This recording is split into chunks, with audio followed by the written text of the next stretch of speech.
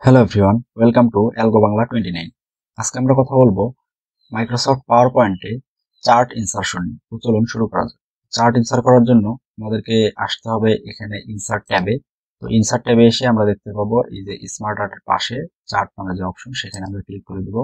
দেন আমাদের এখানে চার্টের বেশ কিছু ভ্যারিয়েন্ট আছে। তো আমাদের এখান থেকে ভ্যারিয়েন্ট গুলো সিলেক্ট করতে হবে, যে কোনো ভ্যারিয়েন্ট আমরা নিয়ে কাজ করতে পারি। তো আমাদের যখন যে ভ্যারিয়েন্ট নিয়ে কাজ করার প্রয়োজন হবে, তো আমরা সেই অনুযায়ী কাজ করবো। তো আমরা যদি এই কলাম নিয়ে কাজ করি, তাহলে এই কলামের আন্ডারে আমাদের আবার বেশ কিছু সাব ভ্যারিয়েন্ট আমরা দেখতে পাবো। তো এখান থেকে আমাদেরকে সেইভাবে সিলেক্ট করে নিয়ে কাজ করতে হবে। আমরা লাইন, এখান থেকে লাইনের বেশ কিছু চার্ট দেখতে পাবো, পায়ের জন্য পায়ের বেশ কিছু চার্ট এবং তার সাব ভ্যারিয়েন্ট দেখতে পাবো। বার আছে, তারপর হচ্ছে এরিয়ার জন্য বেশ কিছু সাব ভ্যারিয়েন্ট আছে। তবে এক্স ওয়াই মানে হচ্ছে আমাদের কি অ্যাক্সেস নিয়ে কাজ করার সময় আমাদের এই এক্স ওয়াই স্ক্যাটার, এটা নিয়ে আমরা কাজ করতে পারি। তারপর ম্যাপিং এর ক্ষেত্রে, তারপর স্টক, এই যে বেশ কিছু এখান থেকে রাডার, তারপর ট্রি ম্যাপ। তো এখান থেকে আমরা কাজ করতে পারবো। আবার আছে histogram, box, whisker, water waterfall, আবার আছে হচ্ছে ফানেল এবং হচ্ছে কম্বো। তো এই হচ্ছে আমাদের কি চার্টের যে ভ্যারিয়েন্ট গুলো সেগুলা। তো আমরা যদি একটু পাই নিয়ে আজকে কাজ করি, তো পায়ে ক্লিক করব। দেন আমরা এখান থেকে এই পায়ের যে সাব ভ্যারিয়েন্ট, এখান থেকে আমরা ডাউন আর্ট, এখান থেকে আমরা যদি কাজ করি, এখানে ক্লিক করবো। দেন আমরা ওকে বাটনে প্রেস করব। তারপরে এখানে আমাদের কি আসবে, এই হচ্ছে পাইটা চলে আসবে। এরপরে আমরা এখানে দেখতে পাচ্ছি যে আমাদের ডিফল্ট ভাবে 4টা কোয়ার্টার দেওয়া আছে এবং হচ্ছে একটা ফিল্ড দেওয়া আছে, যে ফিল্ডের নাম হচ্ছে সেলস। তো আমরা এখান থেকে এই ফিল্ডের সংখ্যা বাড়াইতে পারি, একাধিক আমরা ফিল্ড অ্যাড করতে পারি, আবার আমরা কোয়ার্টারও বাড়াইতে পারি। তো আমি যদি একটু ফিল্ড অ্যাড করে দেখাই, আমি দিলাম যে বাই, ফিল্ডের নাম হচ্ছে বাই। এখান থেকে আমি আবার র্যান্ডমলি বেশ কিছু সংখ্যা দিব। আচ্ছা, আমি যদি আবার একটা কোয়ার্টার অ্যাড করতে চাই, তো এখানে দিব কি ফিফথ কোয়ার্টার, দিব। এবং এখান থেকে আমি আবার দিব হচ্ছে ভ্যালুগুলো দিয়ে দিব। ভ্যালুগুলো দিয়ে দিলাম।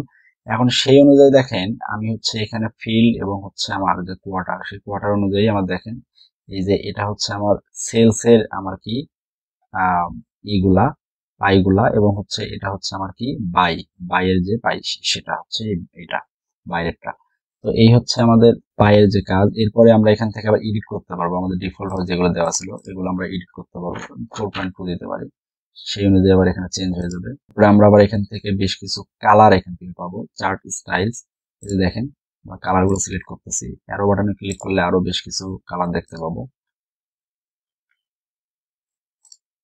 তো আমি যদি এটা রাখি এইভাবে, এই যে দেখেন চেঞ্জ করা যাচ্ছে কত পার্সেন্ট, সেই পার্সেন্ট গুলো কিন্তু শো করতেছে। আর কোনটা হচ্ছে যে কত নম্বর কোয়ার্টার, সেটা এখান থেকে আমরা কালারের মাধ্যমে বুঝতে পারবো। আচ্ছা, এরপরে আমরা যদি এখান থেকে আবার এই চেঞ্জ কালার এখানে আসি, এখান থেকে আমরা কালার সিলেক্ট করে দিতে পারবো। এই যে কালার কম্বিনেশন গুলো আমরা এখান থেকে সিলেক্ট করে দিতে পারবো। তারপরে আমরা হচ্ছে কুইক লেআউট, এখান থেকে যে লেআউট গুলো সেট করে দিতে পারবো। এই যে দেখেন, এই লেআউটে কি হবে, ডান পাশে কি করবে, লেআউট গুলো শো করবে। এবং হচ্ছে চার্টের যে টাইটেল, সেই টাইটেল আমি এখান থেকে দিতে পারবো। এই যে দেখেন, টাইটেলের নাম আমি দিতে পারবো। এখান থেকে টাইটেলের নাম আমি দিতে পারবো। এই যে এডিট করা যাবে, এই যে এডিট করে লেখা যাচ্ছে। তারপরে আমি আবার কুইক লেআউটে আসলাম, এসে এই যে এটা আবার আলাদা সিস্টেম, এক একটার এক এক ফিচার এখানে আমরা দেখতে পাবো। তারপরে আমরা আসবো কোথায়, আমরা আসবো হচ্ছে এই এডিট ডাটা, সিলেক্ট ডাটা। এখান থেকে আমরা ডাটা সিলেক্ট করে এখান থেকে আমরা বসা দিতে পারবো। তো এটাকে বলা হচ্ছে এডিট, তো এটাকে বলা হচ্ছে এডিট ডাটা। তারপরে আমরা আসবো হচ্ছে চেঞ্জ চার্ট টাইপ। এই চার্ট টাইপ আমরা আবার চেঞ্জ করে দিতে পারবো, এখান থেকে বারে নিয়ে যেতে পারবো। আবার পাই থেকে আমাদের পাইয়ের যে সাব ভ্যারিয়েন্ট, সেটাতে আমরা কনভার্ট করতে পারবো। তো আমি এখান থেকে তারপরে আরেকটা আমরা অপশন পাবো চার্ট ডিজাইনের পরে, ফরম্যাট। তো ফরম্যাটে এসে আমরা এখান থেকে লেখার যে আমাদের ইগুলা, তারপর শেপের যে স্টাইল গুলো, সেগুলো আমরা চেঞ্জ করে দিতে পারবো। অ্যাজ ইউজুয়াল আমাদের এই এডিট হোম অপশনে যে সিস্টেম গুলো ছিল, সেই সিস্টেম ফলো করে আমরা এখানে কাজ করতে পারবো। তারপরে আমি একটু দেখে দিচ্ছি, আমি যে এটা সিলেক্ট করি, আমি এইভাবে দেখেন শেপের যে স্টাইল, সেই স্টাইল গুলো চেঞ্জ হয়ে যাচ্ছে, স্টাইল গুলো চেঞ্জ হয়ে যাচ্ছে। তারপর শেপ ফিল এখান থেকে চেঞ্জ হবে। তারপর শেপ আউটলাইন এখান থেকে আমরা চেঞ্জ করতে পারবো কালার অনুযায়ী। তারপরে শেপ ইফেক্টস, এখান থেকে বেশ কিছু ইফেক্টস আছে, এগুলো আমরা এইভাবে কাজ করতে পারবো। তারপরে আমরা আবার এখান থেকে শেপ ইনসার্ট করতে পারবো। এই দেখেন, শেপ ইনসার্ট করা যাচ্ছে, এই যে শেপ ইনসার্ট করা যাচ্ছে। আবার আমরা অ্যালাইন করতে পারবো, দেখেন অ্যালাইন করা যাচ্ছে। আমরা এখান থেকে সাইজ মিনিমাইজ ম্যাক্সিমাইজ করতে পারবো। তো এই ছিল হচ্ছে আমাদের চার্ট ইনসার্টের বিস্তারিত আলোচনা। ধন্যবাদ সবাইকে। যদি ভিডিওটি ভালো লেগে থাকে অবশ্যই লাইক, কমেন্ট, শেয়ার এবং সাবস্ক্রাইব করে অ্যালগো বাংলা 29 এর পাশে থাকবেন। ধন্যবাদ।